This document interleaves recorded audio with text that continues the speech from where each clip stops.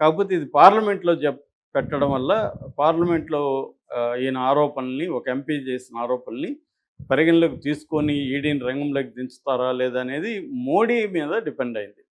So Modi అనుకుంటే ED రంగంలోకి దిగుతుంది. లేదంటే ఈ కేసుని అలా ఆల్రెడీ సిట్ ఉంది కదా! ఇంక మేమెందుకు సిట్‌లో తేలినాక చూద్దామని సైలెంట్ అయిపోవచ్చు. ఎందుకంటే ఇప్పుడు ఈడీ ఉన్న కేసులన్నిట్లో ఈడీ ఏమి రంగంలో దిగదు. వాళ్ళకి ఉపయోగపడితేనే దిగుతుంది. మొన్న కూడా పార్లమెంట్‌లో ఆర్థిక శాఖ సహాయ మంత్రి ఈడీ కేసుల గురించి 10 ఏళ్లలో ఈడీ ఎన్ని కేసులు పెట్టిందంటే 193 కేసులు పెట్టిందని చెప్పాడు. అందులో కన్విక్షన్ పడింది 2 కేసుల్లోనే. అంటే 1% మాత్రమే కన్విక్షన్ రేట్ ఈడీలో ఉందనేది చర్చ జరుగుతుంది. సో ఎందుకు ఇలా జరుగుతుందంటే తమ ప్రతిపక్షాలని, తమకు ఇబ్బందిగా ఉండే పొలిటికల్ పార్టీలని ఈ పిఎంఎల్ఏ చట్టం, prevention of money laundering act కింద వాళ్ళని హరాస్ చేయడానికి మాత్రమే ఈడీని ప్రయోగిస్తున్నారు. సో ఇప్పుడు జగన్ని జైలుకి పంపిద్దాం, జగన్ని వేధిద్దాం అని మోడీ అనుకుంటే మాత్రమే ఈడీ రంగంలో ఈయన లావు కృష్ణదేవరాయలు చెప్పినా, ఇంకొక ఆయన చెప్పినా ఏమి జరగదు. ప్రజెంట్ ట్రెండ్ చూస్తే మోడీ జగన్కి అండగానే ఉన్నాడు. జగన్ కూడా మోడీకి ఎక్కడ వ్యతిరేకంగా లేడు. మొన్న కూడా మనం చెప్పుకున్నాం, డీలిమిటేషన్ మీటింగ్ కూడా జగన్ వెళ్ళలేదు. సో ఆ రకంగా తీసుకున్నప్పుడు నేను అనుకోవడం ఇమీడియట్గా అయితే ఈడీ రంగంలో ఎదిగి జగన్ని అరెస్ట్ చేయడం ఇంకోటి చేయదు. ఉన్న కేసులే ముందుకెళ్ళట్లేదు జగన్ది. మనం చూస్తున్నాం కదా, 12 ఏళ్ళుగా జగన్ బెయిల్ మీద ఉండడం అనేది దేశంలోనే విచిత్రమైన వ్యవహారం. అది ముందుకు వెళ్ళదు, వెనక్కి వెళ్ళదు ఆ కేసు.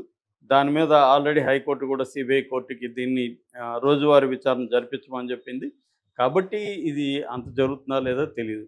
ఆల్రెడీ ఇక్కడ సిఐడి ఈ సిట్టు ఇప్పటివరకు ఏం తెలిసిందో కూడా తెలియదు. అంటే జగన్ది అలా అంటే అసలే కేసులు పెట్టకపోతే బాగుండదు, మనం ఆరోపణలు చేయకపోతే బాగుండదు అన్నట్టుగా చేస్తున్నారా, లేకపోతే నిజంగానే మోడీ గ్రీన్ సిగ్నల్ చంద్రబాబు ప్రభుత్వానికి ఇచ్చాడా అనేది మనం ఆలోచిస్తే, మనం జాగ్రత్తగా పరిశీలిస్తే మోడీ గ్రీన్ సిగ్నల్ ఇప్పటివరకు జగన్ మీద ఇచ్చినట్టుగా కనబడదు. సో ఏదో వీళ్ళు చేయాలి కాబట్టి, ఎందుకంటే తెలుగుదేశం శ్రేణులు చాలా అసంతృప్తితో ఉన్నాయి చంద్రబాబు మీద ఈ విషయంలో. అంటే జగన్ ప్రభుత్వం గత 5 ఏళ్లుగా అనేక అరాచకాలకు పాల్పడింది, కుంభకోణాలకు పాల్పడింది. మనం వచ్చి ఇప్పుడు 10 మంత్స్ అవుతా ఉన్నా కూడా ఇంకా సీరియస్గా మనం ఏం చేయలేదు. ఏదో పోసాని కృష్ణమురళి లేకపోతే వంశీ ఇలాంటి వాళ్ళని అరెస్ట్ చేసి ఆనందిస్తున్నాం తప్ప జగన్ ఎందుకు ఇప్పటివరకు తాకట్లేదు. ఇప్పుడు సిఐడి సరిపోదా, మళ్ళీ ఎందుకు సిట్ వేశారు? సిఐడి సీరియస్గా అనుకుంటే సిఐడి కేసులు పెట్టచ్చు.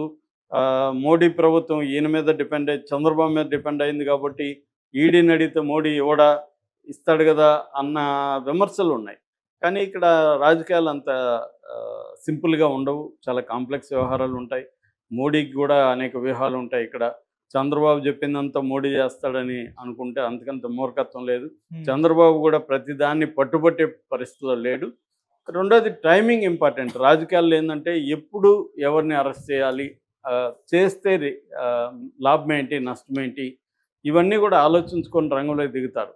సో కాబట్టి నిజంగా మోడీ అనుకుంటే ఖచ్చితంగా ఈడీ రంగంలోకి దిగుతుంది. మామూలుగానే సామెత ఉంది, మోడీతో పెట్టుకుంటే ఈడీ వస్తుందని. సో అది ఇప్పుడు ఇమీడియట్గా వచ్చే పరిస్థితి అయితే కనిపించలేదు. జగన్కి ఇమీడియట్ థ్రెట్ అయితే నాకైతే కనిపించలేదు.